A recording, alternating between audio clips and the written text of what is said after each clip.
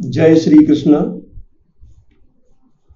विश्व गीता प्रतिष्ठानम उज्जैनी द्वारा आयोजिते अस्मिन् गीता संस्कृत शिक्षा वर्गे भवतां सर्वेषां स्वागतम, वंदनम, अभिनंदनम। हम जानते हैं कि श्रीमद् भगवद गीता जितनी आवश्यक है उतनी ही महत्वपूर्ण भी है और मनुष्य के जीवन को सही रास्ते पर चलाने के लिए गीता के उपदेशों की ही आवश्यकता होती है। श्रीमद् भगवद गीता के उपदेशों को ग्रहण करके ही संसार के सभी कुचक्रों से, दुष्चक्रों से और सभी समस्याओं से समाधान संभव है। इसलिए वर्तमान युग में श्रीमद् भगवद गीता के उपदेशों की प्रासंगिकता और भी बढ़ जाती है। हम प्रायः गीता के अनुवादों का आश्रय लेते हैं, चाहे वो हिंदी में हो, इंग्लिश में हो या अन्य किसी भाषा में हो। अनुवाद को पढ़कर उसकी इतिश्री कर लेते हैं, गीता का ज्ञान हो गया। किंतु गीता को मूल रूप से जाने, संस्कृत भाषा में निबद्ध गीता को बिना संस्कृत के समझ पाना असंभव है। इसी प्रकार से हम गीता को बिना संस्कृत के नहीं समझ सकते। अतः अवश्य ही संस्कृत के आश्रय को लेकर, संस्कृत भाषा के सामान्य व्याकरण को जानकर, उच्चारण संबंधी जो विशेष सावधानियां हैं उनको समझकर हम जब प्रयत्न करते हैं और धीरे धीरे उसमें प्रवेश करते हैं तो गति बढ़ती है। इसलिए हम श्रीमद् भगवद गीता के इस पदच्छेद, अन्वय, संधि, समास, कर्ता, कर्म, क्रिया, प्रत्यय, उपसर्ग आदि से समन्वित यह श्रीमद् भगवद गीता का हम अध्ययन कर रहे हैं। इस अध्ययन में हम सभी लोग पूर्णतः सम्मिलित हों। इसके लिए सभी लोगों से अपेक्षा है कि जो भी गीता की पुस्तक उपलब्ध हो अपने पास में उसको साथ में रखें और एक डायरी और एक पेन, ताकि उचित टिप्पणी लिखते जाएं। यथा समय वह काम आएंगी। श्रीमद् भगवद गीता के 2 अध्यायों का तो पहले ही हो चुका था। तृतीय अध्याय के 32वें श्लोक के बाद में समापन तक का आज हम देखने जा रहे हैं। तो आइए पहले हम वह 32वां श्लोक पढ़ते हैं। पढ़ने के लिए आप भी अपनी गीता जी की पुस्तक निकाल लीजिए और हम भी यहाँ पर इसके माध्यम से, जो तंत्र जाल है उसके माध्यम से दिखाने का प्रयत्न कर रहे हैं। 31वें श्लोक को पहले पढ़ते हैं।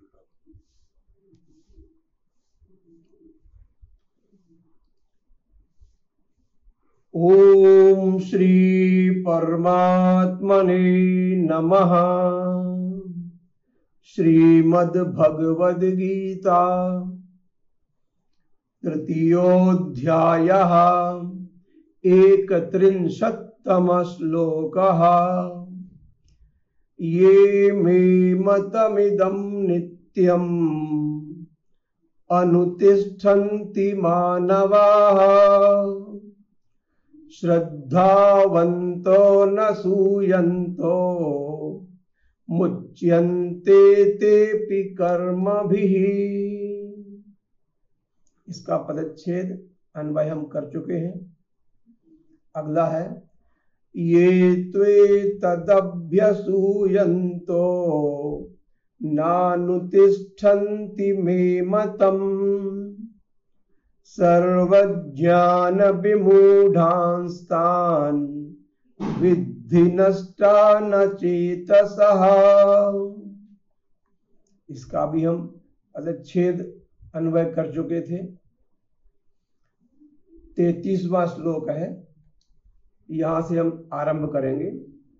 तो पहले श्लोक का पाठ करेंगे, गायन करेंगे सस्वर। सदृशं चेष्टते स्वस्याः प्रकृतिर्ज्ञानवानपि प्रकृतिं यान्ति भूतानि निग्रहः किं करिष्यति।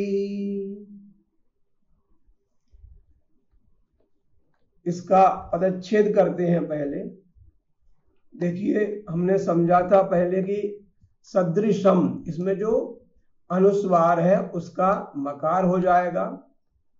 चेष्टते स्वस्याः प्रकृतेर ज्ञानम, विसर्ग का रुत्व हो गया था, विसर्ग संधि का हमने वापस उसको लिया। तो प्रकृते ज्ञानवान नाम से आ निकाल दिया, तो अपि अलग हो गया, ज्ञानवान अलग हो गया। प्रकृतिम यान्ति भूतानि, प्रकृतिम में अनुस्वार का म, यान्ति क्रियापदम, भूतानि निग्रह किम करिष्यति, सरल है, अन्वय बहुत सरल है इसका। तो सदृशम अर्थात समानम, दृश्य माने दिखाई देना, सदृश माने सम्यक रूपेण, समान रूपेण दिखाई देना। चेष्टते, ये चेष्ट जो है वो धातु है, क्रियापद चेष्टते बनता है आत्मनेपद लट लकार का, एक वचन प्रथम पुरुष का। स्वस्याः प्रकृतेः, स्वस्याः अर्थात स्वकीयायाः, अपनी, प्रकृते प्रकृति के, ज्ञानवान अपि, ज्ञानवान भी। ये स्वस्याः में षष्ठी विभक्ति है। स्व शब्द में अपना, अपनी का, स्वकीया, याह प्रकृते है, प्रकृति में भी, प्रकृति मूल शब्द है, प्राउपसर्ग कृ धातु तिन प्रत्यय, तो प्रकृति बना उससे, प्रकृति का षष्ठी विभक्ति प्रकृते है अर्थात प्रकृति का, प्रकृति से, ऐसे होते हैं। ज्ञानवान, ज्ञानवान में ज्ञान शब्द है, ज्ञान धातु से निष्पन्न है, ज्ञान में लगा है मतु प्रत्यय, तो ज्ञानवान बन गया है वो। जैसे गुणवान, गतिमान, बलवान, ऐसा ही ज्ञानवान मतु प्रत्यय है, पुल्लिंग, प्रथमा विभक्ति एक वचनम, अपि अव्यय पद है। प्रकृतिम यान्ति भूतानि निग्रहः किम करिष्यति, प्रकृतिम द्वितीय विभक्ति है, यान्ति क्रियापदमस्ति बहुवचनम, या धातु प्रथम पुरुष बहुवचनम, भूतानि भूत शब्दस्य बहुवचनम, भूतम भूते भूतानि, निग्रहः किम करिष्यति, निग्रह, निग्रह में गृह, ग्रह धातु है, ग्रहण करने के, निग्रह माने एक उसका उपसर्ग पूर्वक ये शब्द बन गया है। और किम करिष्यति, करिष्यति जानते ही हम, कृ धातु लिट लकार प्रथम पुरुष एक वचन, किम करिष्यति। पदच्छेद है इसका, पदच्छेद में हम देखते हैं कि सदृशम चेष्टते स्वस्याः, पदच्छेद के पश्चात अन्वय जब करते हैं तो अन्वय में आता है कि कर्ता कर्म क्रिया के क्रम में शब्दों को जमाना। जैसे पहले कर्ता आता है, फिर कर्म, फिर क्रिया, इस प्रकार से। तो सदृशम जो पहले था उसका यहां काम नहीं है, क्योंकि काव्य में, कविता में शब्दों को आगे पीछे कर देते हैं। तो भूतानि प्रकृतिम यान्ति, यान्ति, कानि यान्ति, भूतानि यान्ति, कम यान्ति प्रकृतिम यान्ति, काम यान्ति प्रकृतिम यान्ति। भूतानि माने जो हो चुके हैं, जो हो गए हैं, वे तानि सर्वाणि भूतानि, वे सभी भूत माने प्राणी, जिनमें प्राण है, उसमें जीव तो हैं ही सभी, साथ में पेड़ पौधे भी उसमें सम्मिलित हैं। तो भूतानि प्रकृतिम यान्ति, प्रकृति को प्राप्त होते हैं, अर्थात स्वभाव को प्राप्त होते हैं। प्रकृति माने स्वभाव होता है। एक सूरदास जी का पद है कि खर को कहा अरगजा लेपन, मरकट भूषण अंग, कागही कहा कपूर चुगाए, श्वान नहाए गंग। अपने आप व्यक्ति अपनी प्रकृति को ही आता है, स्वभाव के वश में रहता है हमेशा। थोड़ी देर के लिए वह अपने स्वभाव को बनावटी कर सकता है। जैसे कि एक नायक होता है, कलाकार होता है, वह जब रंगमंच पर जाता है तो जो उसको पात्र मिला होता है उस पात्र का अभिनय वह भली भांति निभाता है, किंतु जैसे ही वह समाप्त होता है वह कार्य, तो वह अपने स्वभाव में आ जाता है। ऐसे ही सभी जो प्राणी हैं वह प्रकृति को प्राप्त होते हैं। ज्ञानवान अपि स्वस्याः प्रकृतेः सदृशम चेष्टते। ज्ञानवान जो होते हैं वे भी, ज्ञानवान अपि ज्ञान वाला भी, स्वस्याः प्रकृतेः सदृशम चेष्टते, अपने स्वभाव के अनुसार ही व्यवहार करता है, चेष्टा करता है। इसको वो चाहे कि हम अलग प्रकार से बना लें, इसमें बनावटीपन बहुत देर तक रख पाए, तो वो संभव नहीं होता है। ज्ञानवान भी थोड़ी देर के लिए ही बनावटीपन ला सकता है, अपनी मूल प्रकृति में वापस आता ही है। इसलिए मूल प्रकृति जो है वो बहुत महत्वपूर्ण होती है। फिर निग्रह किम करिष्यति, निग्रह अर्थात इसमें यहाँ पर हट दिया है, ग्रहण करना और निग्रह करना, माने नियोगेन ग्रहणम, विशेष रूप से ग्रहण करना। किसका ग्रहण करना? इंद्रियों को वश में करने के स्वभाव का ग्रहण करना। तो इसमें निग्रह किम करिष्यति, किसी का हठ है, इसमें क्या करेगा? अग्रिमा श्लोक, इंद्रियस्येन्द्रियस्यार्थे रागद्वेषौ व्यवस्थितौ तयोर्न वशमागच्छेतौ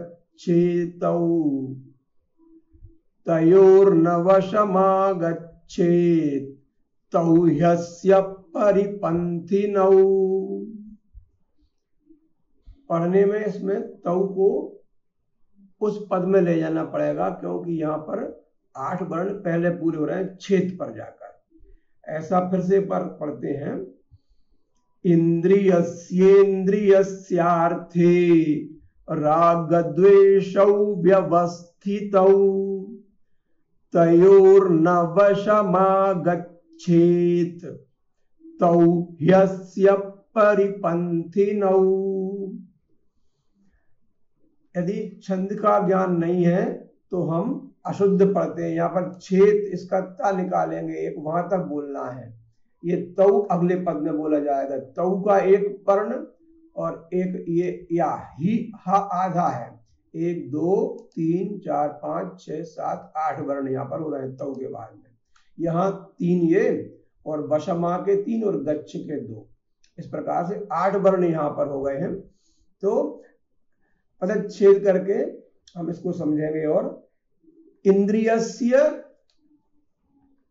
इंद्रियस्यार्थे, इंद्रियस्य को इंद्रिय में या और ई ये मिलाए हैं। इसमें जब या और ई को मिलाया तो आ और ई मिलकर गुण हो गया, गुण संधि ए बन गई, तो इंद्रियस्य।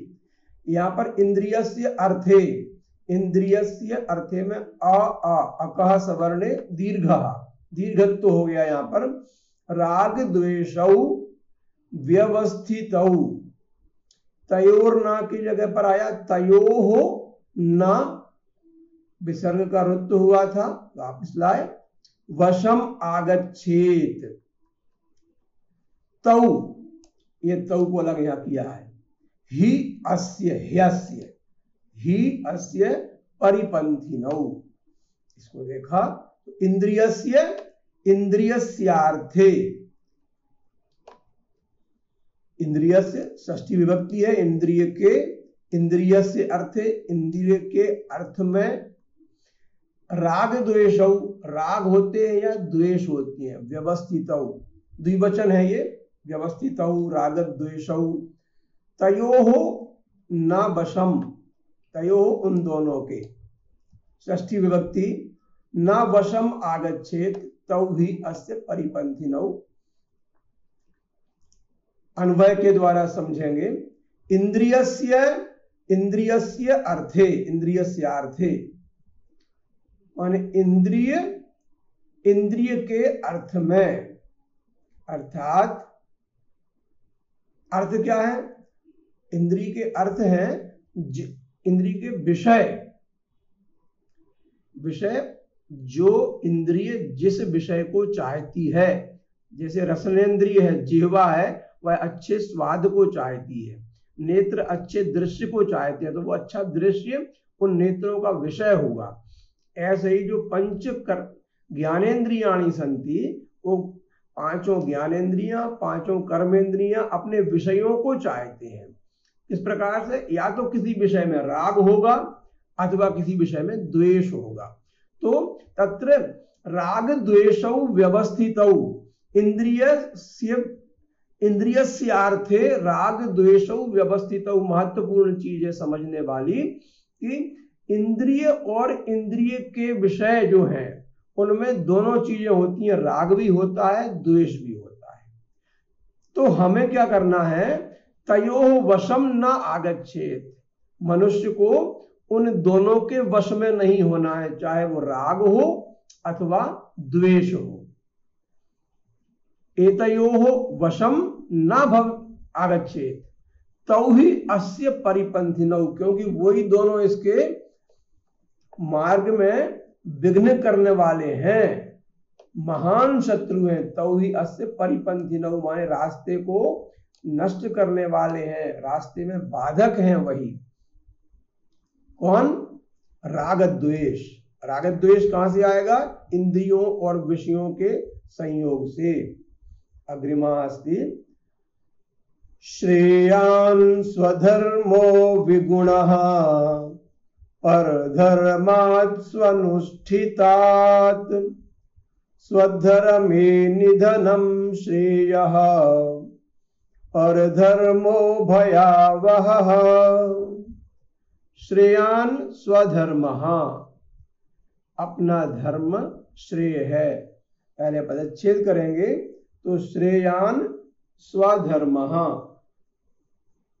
अलग अलग किया, श्रेयान को अलग किया, स्वधर्मः धर्मों का धर्म हुआ, विगुणः परधर्मात् स्वनुष्ठितात्, फिर नीचे का सरल है स्वधर्मे निधनम श्रेयः, परधर्मों का धर्म हो गया, विसर्ग का उत्त हुआ था वह परधर्मः भयावहः। श्रेयान, श्रेय अर्थात कल्याण, श्रेयान माने कल्याण को, स्वधर्मः श्रेयान अस्ति, श्रेयान कल्याणकारी है। क्या? स्वधर्मः। स्वधर्मः में एक वचन, इनमें एक वचन, परधर्मात् पंचमी एक वचन, इधर प्रथमा थी, स्वानुष्ठितात् पंचमी एक वचन, स्वधर्मे सप्तमी एक वचनम, निधनम ये भी प्रथमा एक वचन, श्रेयः ये भी प्रथमा विभक्ति, परधर्मः भयावह सब में प्रथमा विभक्ति है, भयावह ये भी प्रथमा है। तो अन्वयः कृतः स्वनुष्ठितात्, अपने द्वारा अनुष्ठान करने वाले से, अपन जो अनुष्ठान कर रहे हैं उससे, हम जो अनुष्ठान कर रहे हैं उससे, परधर्म से, विगुणः दूसरे के धर्म से, परधर्मात् अर्थात परस्य धर्मः यस्मात् दूसरे का जो धर्म है उससे, किसी दूसरे के धर्म से जो यदि अपना धर्म विगुणः अपि अस्ति, विगुणः अर्थात विगुण के दो अर्थ होते हैं, गुण अर्थात तू गुण हो गया, और वी का अर्थ विशेष गुण अथवा विच्छिन्न गुण, विनष्ट गुण, विगत गुण, विगत गुण यस्मात् सह विगुण। तो विगुण स्वधर्म अपि श्रेयान, हम मतलब बिना गुण वाला अपना धर्म भी श्रेयकर है, श्रेयस्कर है। किससे? दूसरे के धर्म से। जो धर्म दूसरे व्यक्ति का है और हमें कितना ही अच्छा क्यों ना लग रहा हो, किंतु अपना धर्म ही कल्याणकारी है। भले ही वो हमको आज समझ में नहीं आ रहा है, इसलिए हम अपने धर्म को छोटा समझ रहे हैं और दूसरे को धर्म को बड़ा अच्छा, बहुत प्रभावशाली, बड़ा कल्याणकारी समझ रहे हैं, तो वह कल्याणकारी नहीं है, यह हमारा भ्रम है। हमारा अपना धर्म ही श्रेयान है। श्रेयान माने कल्याण करने वाला है। इसलिए स्वधर्म में निधनम श्रेया, अपने धर्म में निधन भी श्रेय है। निधनम अर्थात धनम अर्थात पूंजी, संपत्ति। निधनम अर्थात निर्गतम धनम यस्मात् तत् निर्गतम, निर्धनम। तो धनम माने पूंजी। शरीर की पूंजी क्या होती है? प्राण। जब प्राण निकल गए तो वह निधन हो गया, इसलिए बोलते हैं धन होना माने, धनवान होना माने जीवित रहना, और निधनम माने निर्धनम नहीं है, ये निर नहीं है, निधनम माने धर्म, धन जिसका मूल था, जिसके शरीर से निकल गया है, वह निधन हो गया उसका। तो स्वधर्मे निर्धनम श्रेय, अपने धर्म में निधनम अपि श्रेय अस्ति, मरना भी कल्याणकारी है। किंतु परधर्म भयावह, दूसरे का धर्म भयावह है, भय को देने वाला है और भ्रष्ट करने वाला है। क्यों है, कैसे है, इसके लिए बताते हैं। अर्जुन उवाच अथ केन प्रयुक्तोऽयं पापं चरति पूरुषः अनिच्छन्नपि वार्ष्णेय बलादिव नियोजितः।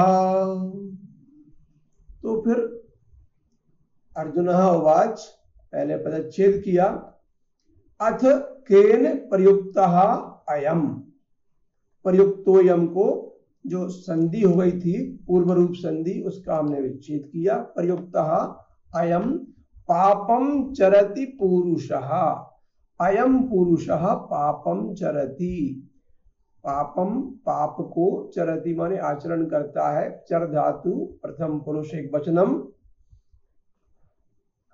केन किसके द्वारा, प्रयुक्तः माने लगाया हुआ, अनिच्छन इस धातु है इसमें, इस धातु शत्रु प्रत्यय, तो इच्छन बना।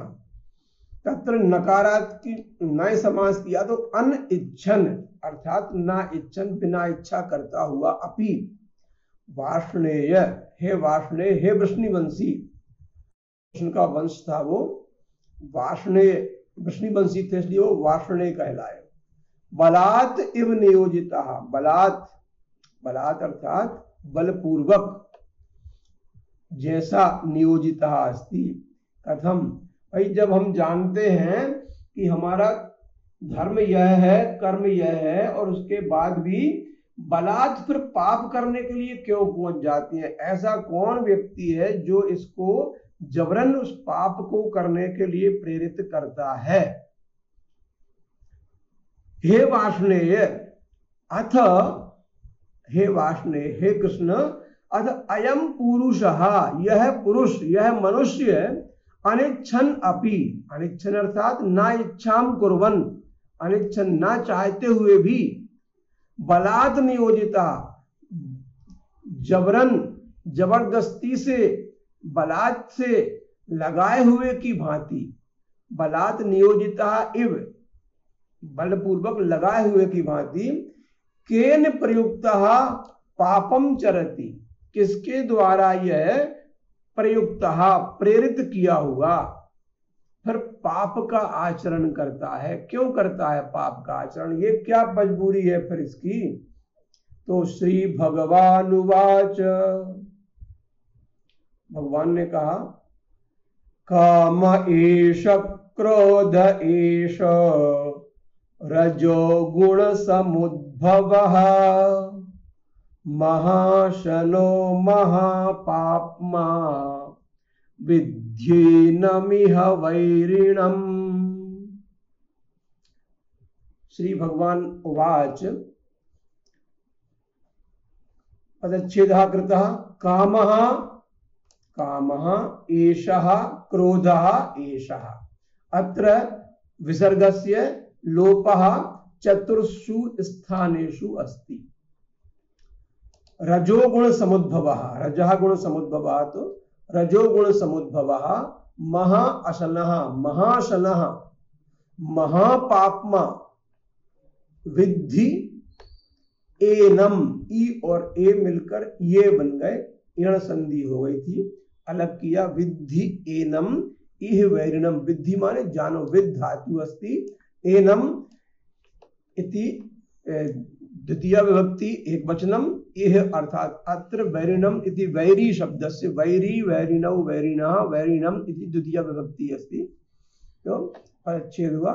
अग्रे कामः एषः क्रोधः एषः। कीदृशः अस्ति? रजः गुण समुद्भवः माने रजोगुण समुद्भवः। रजोगुणात् समुद्भवः एषः कामः एषः क्रोधः। काम और क्रोध की उत्पत्ति का स्थानम किम अस्ति? रजोगुण। रजोगुण जहां आएगा तो उससे काम और क्रोध उत्पन्न होंगे। और ऐसा ये काम ही क्रोध है, ये काम है और ये क्रोध है, रजोगुण से उत्पन्न। ऐसा महाअशनः। महाअशनः अर्थात अश धातु है, अश्नाति बनता है, अश्नाति। पंचम अध्याय में है यदस्नाति यज्जुहोषि। तो अश माने खाना, अश्नाति खाता है, अशनः माने खाने वाला। क्या खाने वाला? महाअशना, बहुत खाने वाला। महाअशना और महापाप्मा, महान पापी है, महापाप। और अशना में जो बहुत खाता है वो कभी भी तृप्त नहीं होता, कभी भी अघाता नहीं है, इसलिए इसको महाअशना बोला। तो महाअशना बहुत खाने वाला, कभी भी अघाने वाला नहीं। महापाप्मा बहुत बड़ा पापी। एनम त्वम इह वैरिणम विद्धि। हे अर्जुन, तू इसको बैरी जान। किसको? ये काम और क्रोध को। ये जो काम है, ये जो क्रोध है, यही दोनों चीजें हैं। क्रोध में सब कुछ स्वाहा हो जाता है और क्या क्या कर बैठते हैं यह समझ भी नहीं पाते। अग्रे धूमेनाव्रियते वह्निर् यथादर्शो मलेन च यथोल्बेनावृतो गर्भस् तथा तेनेदमावृतम्। और ये कैसे हैं ये समझ में नहीं आते, इसके बारे में इस श्लोक का परिच्छेद करते हैं। धूमेन आव्रियते। धूमेन आव्रियते का धूमेन प्लस आव्रियते, तो ये क्या हो गया है? ये आ और आ मिलकर बड़ा आ हो गया है, आव्रियते। वह्निः, वह्नि अर्थात अग्नि। आव्रियते अर्थात आवरणम क्रियते। धूमेन, धूम के द्वारा, धुएं के द्वारा आव्रियते।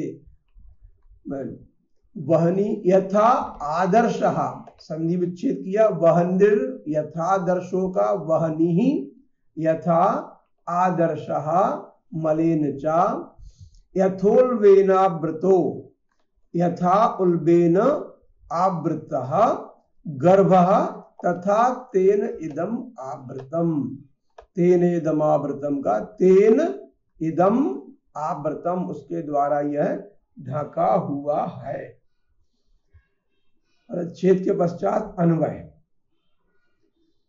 यथा धूमेन वहनी, धूमेन अर्थात धुएं से, यथा माने जिस प्रकार से, जैसे धुएं से, वहनी जैसे धुएं से अग्नि, और यथा मलेन आदर्शः आव्रियते, आदर्शः अर्थात दर्पणः, दृश्य धातु है, दृश्य माने देखना, दर्श माने दिखाना, तो आदर्श माने जैसे आप हैं उसको प्रति रूप में दिखाना, इसको बोलते हैं आदर्श।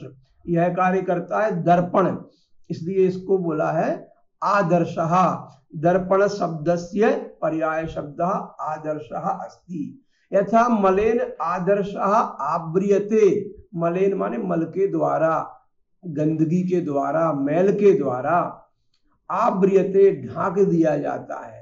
यथा धूमेन वहनी आव्रियते, यथा मलेन आदर्शः आव्रियते, जैसे धुएं से अग्नि ढक जाती है और जैसे मैल से दर्पण ढक जाता है। यथा उल्बेन गर्भा आवृतः, उल्बेन माने होता है ये जो जरज प्राणी है, प्राणी 4 प्रकार के हैं, अंडज, उद्भिज, स्वेदज और जरज। अंडज वे होते हैं जो अंडे से उत्पन्न होते हैं, वे अंडज कहे जाते हैं। जैसे पक्षी ज्यादातर अंडे से होते हैं। उद्भिज माने जो फोड़कर निकलते हैं, जैसे अन्न वगैरह है, चना है, गेहूं है, ये अपने बीज को फोड़कर ऊपर की ओर निकलते हैं, उनको उद्भिज कहते हैं। स्वेदज जो पसीने इत्यादि की गंदगी से जो उत्पन्न होते हैं, जुए, लीख, कुछ कीड़े बनते हैं इस तरह के, ये स्वेदज कहे जाते। स्वेदेन जायते यह, स्वेद माने पसीने से। और बाकी होती है जरज, जर माने जेर माने होता है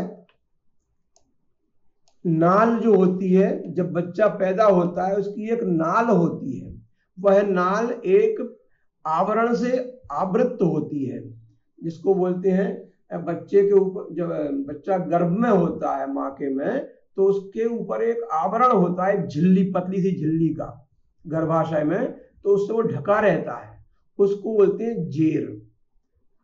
तो और उसमें ही उत्पन्न होता है, इसलिए उसका नाम हुआ जरज। तो उससे ढका रहता है बच्चा। तो जिस प्रकार उस जेर से गर्भ ढका रहता है, गर्भस्थ शिशु ढका रहता है, जिस प्रकार मैल से दर्पण ढका रहता है, जिस प्रकार धुएं से अग्नि ढकी रहती है, तथैव तेन कामेन इदम ज्ञानम आवृतम, वैसे ही उस काम के द्वारा यह ज्ञान ढका रहता है, इसको जगाना पड़ता है, इसको खोलना पड़ता है, साफ करना पड़ता है। जिस प्रकार से हम जब तक कांच को साफ नहीं करेंगे हमारा प्रतिबिंब स्पष्ट दिखाई नहीं देगा, हम गंदे दिखाई देते रहेंगे। जब तक उस जेर को अलग नहीं करेंगे गर्भ से, तो गर्भ उसमें ढका रहेगा। वैसे ही हमारा ज्ञान ढका रहता है काम के द्वारा। आवृतम ज्ञानमेतेन ज्ञानिनो नित्य वैरिणा कामरूपेण कौन्तेय दुष्पूरेण नलेन च।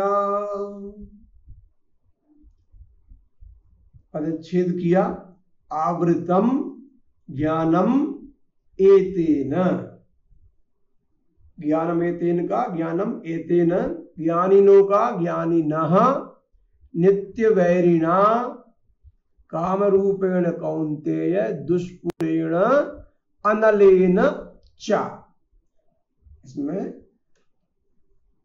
दीर्घ संधि थी दुष्पूरेणा नलेन ने। इसमें सरल है। पदच्छेद आवृतम जानते हैं हम, ढका हुआ, ज्ञानम एतेन, इससे, किससे, एतेन कामेन, ज्ञानिनः नित्य वैरिणा, ज्ञानिनः ज्ञानी, ज्ञानिनौ ज्ञानिनः, ज्ञानिन शब्द है, ज्ञानिन इन्नंतुआ, तो नकारांत पुल्लिंग शब्द है। ज्ञानिनः ये द्वितीय बहुवचन, प्रथमा बहुवचन, पंचमी षष्ठी एक वचन में ऐसा रूप बनता है। नित्य वैरिणा, वैरिणा वैरी शब्द है ये भी, वैरिणा वैरी, वैरिणौ वैरिणः, वैरिणम वैरिणौ वैरिणः, वैरिणा तृतीय विभक्ति होती है ये। काम रूपेण कौन्तेय, दुष् कौन्तेय संबोधन का रूप है, कुंत्याः अपत्यम या सह कौन्तेय, दुष्पूरेण तृतीय विभक्ति एक वचनम, अनलेन अर्थात अग्निना। अन्वयः चाहे कौन्तेय एतेन अनलेन दुष्पूरेण काम रूपेण, यहां अनल कहा गया है, अनल माने अग्नि, दुष्पूरेण यस्य पूर्णम दुष्करम तद दुष्पूर्णम, तो दुष्पूरेण इसकी पिपासा कभी शांत नहीं होती, कभी भरता नहीं है, जिसका पेट कभी ना भरे, जिसको कभी तृप्ति ना मिले। काम रूपेण, काम रूपी ज्ञानिनः नित्य वैरिणा ज्ञानम आवृतम, ज्ञानिना माने ज्ञानियों के, ज्ञानियों का, नित्य वैरी माने नित्य वैरी के द्वारा, ज्ञानम आवृतम अस्ति, समझे इसको, आवृतम अस्ति, किम आवृतम अस्ति, ज्ञानम आवृतम अस्ति, ज्ञानम कस्य आवृतम अस्ति व केशाम आवृतम अस्ति, तो ज्ञानिनः ज्ञानम आवृतम अस्ति, ज्ञानियों का ज्ञान ढका हुआ है। केन आवृतम अस्ति, नित्य वैरिणा, नित्य वैरी के द्वारा, नित्य वैरी कहा अस्ति, कामः अस्ति, तो काम रूपेण नित्य वैरिणा ज्ञानम आवृतम। पुनश्च काम रूपम, काम रूपः नित्य वैरी कीदृशः अस्ति, दुष्पूरः अस्ति, दुष्पूरेण, ये दुष्पूरेण कीदृशेन, अनलेन, एतेन, जैसे आगी में जितना हम डालते जाएंगे उतना वो भस्म होता जाएगा, वह कभी भी तृप्त नहीं होगा, उतनी बढ़ती जाएगी उसकी प्यास, जितनी अग्नि में आहुति देंगे, हम घी डालेंगे उतना उसका मुंह बड़ा होगा और उतना अधिक मांगेगा। ऐसा ही काम है, ये काम को हम जितना तवज्जो देंगे, जितना उसके लिए हम जो भोग की वस्तु इकट्ठी करेंगे वह उतनी अधिक मांगता है। तो इस नित्य वैरी के द्वारा ज्ञानियों का ज्ञान भी ढका हुआ है। सामान्यों की तो बात ही क्या है, सभी लोग उसमें लगे हुए हैं अपनी कामनाओं में और कामनाओं की पूर्ति में। अग्रिमा श्लोकः इंद्रियाणि मनो बुद्धिः अस्याधिष्ठानमुच्यते एतैर्विमोहयत्येष ज्ञानमावृत्य देहिनम्। बहुत महत्वपूर्ण है ये कर्मयोग का अध्याय। एतस्य श्लोकस्य पदच्छेदः कृतः। इंद्रियाणि मनोबुद्धि का, मनः बुद्धि, अस्य, ये राम से आ निकाला तो अस्य हो गया, अस्य अधिष्ठानम, अस्य अधिष्ठानम उच्यते। एतैर का एतैः, विमोहयति एषः, एतैः विमोहयति एषः, अलग अलग तीन पद हुए। तो ज्ञानम आवृत्य, ज्ञानम और आवृत्य देहिनम है। इंद्रियम, इंद्रिय, इंद्रियाणि बहुवचनम, मनः बुद्धि जानते हैं, अस्य इसका, अधिष्ठानम उच्यते, उच्यते कहा जाता है, एतैः तृतीया बहुवचनम, विमोहयति क्रियापदम, मोह धातु है, मोह धातु मोहयति और विमोहयति ये बनता है अनिच के प्रत्यय के साथ में। एषः ज्ञानम आवृत्य देहिनम, ये ज्ञान को आवृत्य माने आवरण करके, देहिनम माने देही के, देहियों को, देही को। इस प्रकार से अन्वयम कुर्मः, अन्वय माने कर्ता कर्म क्रिया के संबंध में जमाना। इंद्रियाणि मनः बुद्धि, इंद्रिय मन और बुद्धि, अस्य अधिष्ठानम उच्यते, कस्य,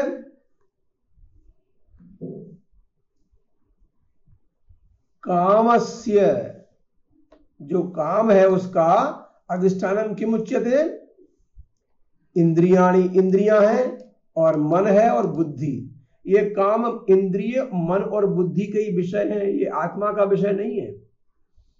तो अधिष्ठानम अर्थात इसमें समझेंगे, अधिष्ठानम में स्था धातु है, ये स्था, स्था का स्था बन जाता है।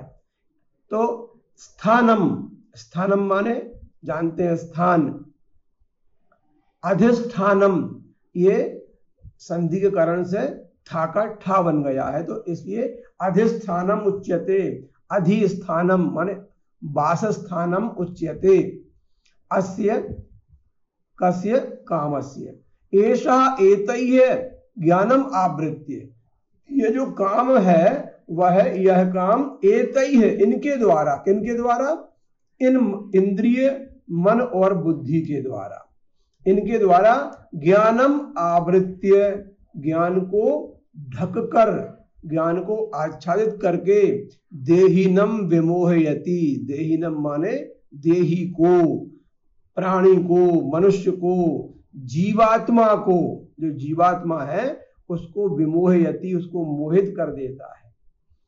मतलब इंद्रियां, मन, बुद्धि, ये सब इंद्रियां, पूरी इंद्रियां जो होती हैं, अर्थात पंच कर्मेंद्रियाणि, पंच ज्ञानेन्द्रियाणि, पंच महाभूता, पंच तन्मात्रा, मन, बुद्धि, चित्त, अहंकार, ये सब मिलकर इस एक अकेले देही के लिए माने जीवात्मा के लिए ये सब लोग ढक लेते हैं, इतने कचरे पड़ जाते हैं उसके ऊपर, ढक जाता है, बस समझ नहीं पाता कि मैं क्या हूं, मुझे क्या होना चाहिए। तस्मात्, इसलिए, तस्मात् त्वमिन्द्रियाण्यादौ नियम्य भरतर्षभ, पाप्मानं प्रजह्येनं ज्ञान विज्ञान नाशनम।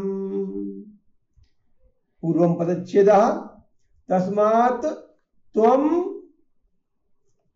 तस्मात् त्वम, मां में से ई निकाला तो इंद्रियाणि, इंद्रियाणि आदौ, इंद्रियाणि आदौ का इंद्रियाणि आदौ यण संधि है, अत्र वर्ण संयोग और यहाँ पे यण संधि है, आदौ। नियम्य, नियम्य में लिय प्रत्यय है, इयम धातु, नि उपसर्ग, भरतर्षभ, भरतर्षभ, भरत वंशे श्रेष्ठ या अस्ति ऋषभा श्रेष्ठ, तो संबोधन है ये अर्जुन के लिए। पापमानम प्रजहि, पापमानम प्रजहि ही एनम, ये पापमानम प्रजहि ह्येनम जो था मिला हुआ है इसको अलग किया, ही एनम अलग अलग हुआ, यह मां होना चाहिए अम की जगह पे, एनम की जगह एनम ज्ञान विज्ञान नाशनम, पापमानम प्रजहि ही एनम ज्ञान विज्ञान नाशनम, सरल है यहाँ तो अन्वय किया, अन्वय तस्मात् इसलिए, हे भरतर्षभ, हे भरतवंशीषु श्रेष्ठ, त्वम आदौ इंद्रियाणि नियम्य, तुम आरंभ में क्या करो, इंद्रियों को संयम में करो, इंद्रियों को वश में करो। क्यों? पूर्व श्लोक में पढ़ा कि मन बुद्धि और इंद्रियां ये सब मिलकर उस देही को विमोहित कर लेते हैं और भटकता रहता है वह देही माने आत्मा उन इंद्रियों की तृप्ति के लिए संसार में। इसलिए हे भरतर्षभ, तुम आदौ इंद्रियाणि नियम्य, इंद्रियों को नियम में लेके आओ, उनको वश में करो और वश में करके एनम ज्ञान विज्ञान नाशनम पापमानम ही प्रजहि। और ये जो है कौन, इसकी बात चल रही है, काम की।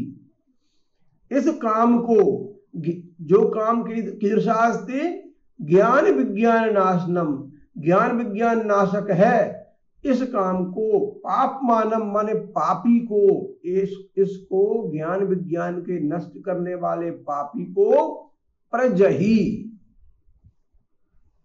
जही अर्थात समाप्तम करो तू, नाशम करो तू इति। जही मध्यम पुरुष का एक वचन का रूप है। अग्रिमः श्लोकः इंद्रियाणि पराण्याहुः इंद्रियेभ्यः परं मनः मनसस्तु परा बुद्धिर् यो बुद्धेः परतस्तु सः। पदच्छेद इंद्रियाणि पराण्याहुः का हुआ पराणि आहुः। इंद्रियेभ्यः, इंद्रियेभ्यः विसर्ग में से जो रा बन गया था, रा में से ई को ले गए तो इंद्रियेभ्यः परम मनः। मनसस्तु माने मनसः तु, परा बुद्धि, परा बुद्धि, यो की जगह आया यह, बुद्धि परतः तू सह, जो बुद्धि से परे है वह तू है। ये रहस्य बताया है यहाँ पर कि हम समझ नहीं पाते कि बुद्धि क्या है, मन क्या है, आत्मा क्या है, ये किस काम में उलझे हुए हैं, चित्त क्या है, अहंकार क्या है।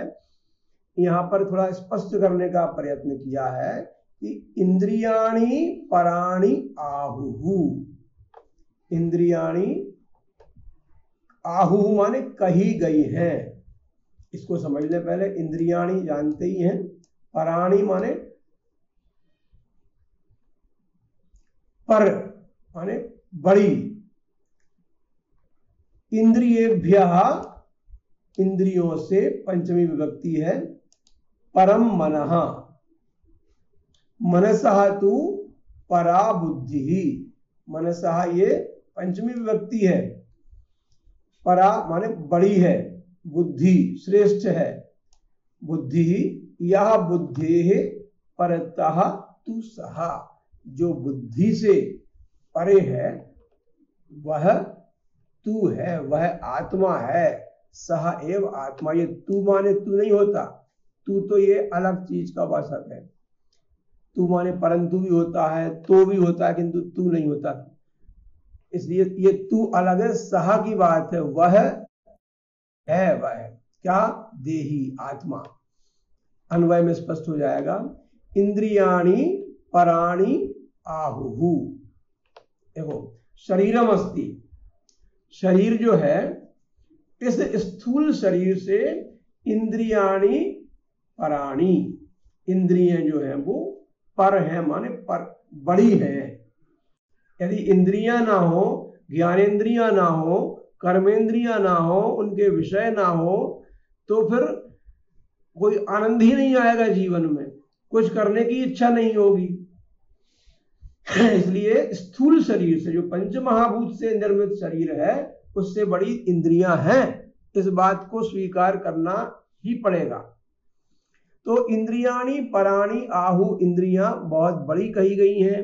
इंद्रियेभ्यः परम मनः, किंतु इंद्रियों से भी परे जो है, इंद्रियों से बड़ा है, वो कौन है? मन है। क्योंकि मन के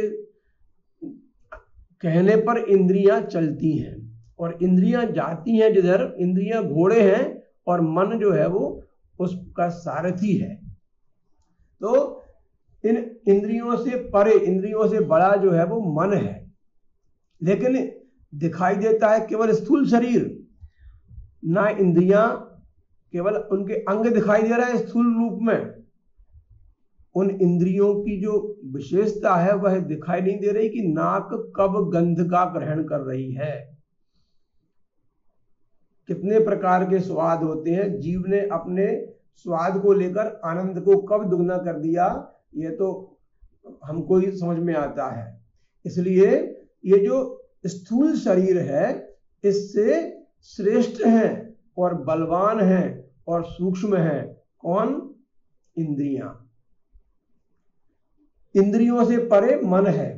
मनसः तु परा बुद्धि, और मन से परे बुद्धि है, मन से बड़ी बुद्धि है, मन से भी आगे बुद्धि है। तो और यह बुद्धे परतः सह, जो बुद्धि से भी परे है वह है, वह क्या है? सह आत्मा अस्ति, वही आत्मा है जो बुद्धि से भी परे है। अग्रे 43वां श्लोक है। एवं बुद्धेः परं बुद्ध्वा संस्तभ्यात्मानमात्मना जहि शत्रुं महाबाहो कामरूपं दुरासदम्।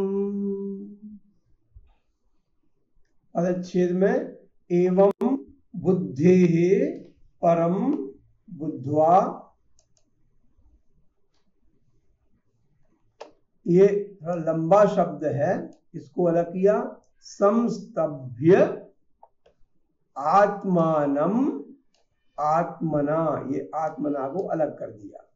जहि शत्रुम महाबाहो संबोधन का रूप है, काम रूपम दुरासदम अतः त्वं किं कुरु। बुद्धे है, ये पंचमी विभक्ति है। बुद्ध्वा, इसमें बुद्ध धातु में अक्त प्रत्यय है। संस्तभ्य में सम उपसर्ग स्तभ धातु ल्यप प्रत्यय। आत्मानम, आत्मन शब्द है, द्वितीय विभक्ति एक वचनम, आत्मना में तृतीया है एक वचनम। जही अर्थात मारो, हन धातु है, हन का मध्यम पुरुष में जही बनता है लोट लकार में। शत्रुम द्वितीय एक वचनम। महाबाहो, ये महाबाहो संबोधन का रूप है। महाबाहु यस्य, बड़ी भुजाओं वाले। काम रूपम दुरासदम, अन्वय में समझेंगे। एवं बुद्धेः परम, इस प्रकार से देखते हैं तो बुद्धेः परम बुद्ध्वा, बुद्धेः पर अर्थात सूक्ष्म, बुद्धि से पर है, उसको जानकर। किसको जानकर?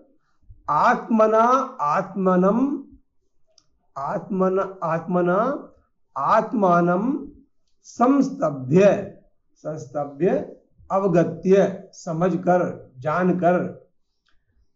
परम बुद्ध्वा, श्रेष्ठ जानो। श्रेष्ठ कैसे है? क्योंकि जो सबसे लंबे समय तक चलता है वह सबसे अधिक श्रेष्ठ होता है, और जो किसी में लिप्त नहीं होता, जो निर्लिप्त भाव से काम करता रहता है, जो नित्य है, जो शाश्वत है, जो अजर है, जो अमर है, जो अविनाशी है, वह सर्वश्रेष्ठ है, और वह केवल आत्मा है। तो उस आत्मा को समझ लो कि आत्मा जो है बुद्धि नहीं है, आत्मा मन भी नहीं है, आत्मा इंद्रियां भी नहीं है, इन सबसे परे है, इन सबसे श्रेष्ठ है। और हे महाबाहो काम रूपम दुरासदम शत्रुम जही, इसलिए इस काम रूपी जो दुर्जय शत्रु है, दुरासदम, बहुत कठिनाई से जीतने योग्य है, उस शत्रु को मार डालो। शत्रु को छोड़ने की बात नहीं की। हमारी परंपरा में यथा अगर कहा गया है कि अहिंसा परमो धर्मः, धर्म हिंसा तथैव च, जिस प्रकार से अहिंसा जो है वो परम धर्म है, किंतु धर्म के लिए की जाने वाली हिंसा भी हिंसा नहीं होती, वो आवश्यक है। यथा राष्ट्रम संरक्षेत शस्त्रेणापि शास्त्रेणापि, शास्त्र से या शस्त्र से राष्ट्र की संरक्षा करना परम कर्तव्य है। जितना बुद्धि बल का महत्व है उतना बाहुबल का भी है। दोनों अपनी अपनी जगह पर श्रेष्ठ हैं। इसलिए और जहां शत्रु होता है, और शत्रु हम जान रहे हैं केवल ये हमारे नाश के लिए ही आ रहा है, ऐसे शत्रु पर दया करना, उसको छोड़ देना किसी भी प्रकार से हमारे शास्त्रों में बार बार ये बात आई है गीता में कि एनम दुरासदम काम रूपम शत्रुम जही, इस दुर्जय शत्रु को, काम रूपी को मार डालो। लेकिन मारने की बात किसकी आई है? बुराई की बात आई है। जो बुराई है, जो मनुष्य को अपने रास्ते से भटकाती है, उसको खत्म करने की बात आई, समाप्त करना है उसको। और कैसे करना है? उसको शस्त्रों से नहीं मारना, उसको मारना है मन को वश में करके। आत्मना आत्मानम संस्तभ्य, अपने आप से अपने आप को वश में करके। जब तक अपने आप को ही नहीं जानोगे हम क्या हैं, तो फिर हम और बाकी चीजें जान ही नहीं पाएंगे। इसलिए आत्मज्ञानी भव, अध्यात्म द्वारा आत्मानम जानी ही, आत्म को जानना चाहिए। इस प्रकार से ये तृतीय अध्याय का 43वां श्लोक हमारा संपूर्ण हुआ। अध्याय की समाप्ति में लिखा हुआ है, ओम तत्सदिति श्रीमद्भगवद्गीतासूपनिषत्सु ब्रह्म विद्यायां योगशास्त्रे श्रीकृष्णार्जुन संवादे कर्मयोगो नाम तृतीयोऽध्यायः। इसका भी हम पदच्छेद करेंगे। ओम तत्सत इति, ओम तत्सत इति। ओम, ओम जो है वही सत है, ऐसा। श्रीमत भगवत गीता, श्रीमत, श्री और मत, ये मतु प्रत्यय है, तो श्रीमत। तो भगवत गीतासु, ये समास किया तो श्रीमद भगवत गीतासु, सु ये उ और उपनिषत्सु का उ मिलकर बड़ा उ बन गया है, दीर्घ संधि हो गई है। गीता सुपनिषत्सु, ये बड़ा उ की मात्रा है यहाँ पर।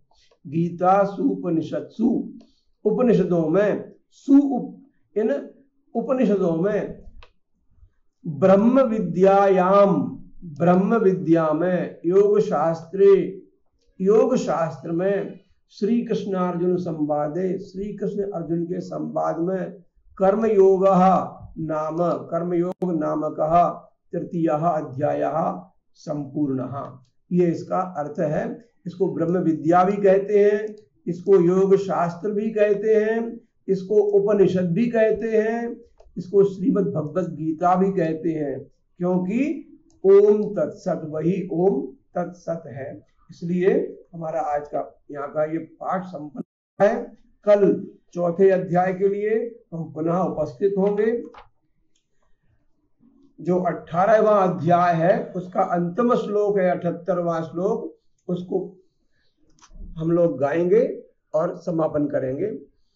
यत्र योगेश्वरः कृष्णो यत्र पार्थो धनुर्धरः तत्र श्रीर्विजयो भूतिर्ध्रुवा नीतिर्मतिर्मम। ओम शांति शांति शांति। हरि ओम तत्सत, हरि ओम तत्सत, हरि ओम तत्सत। जय श्री कृष्ण।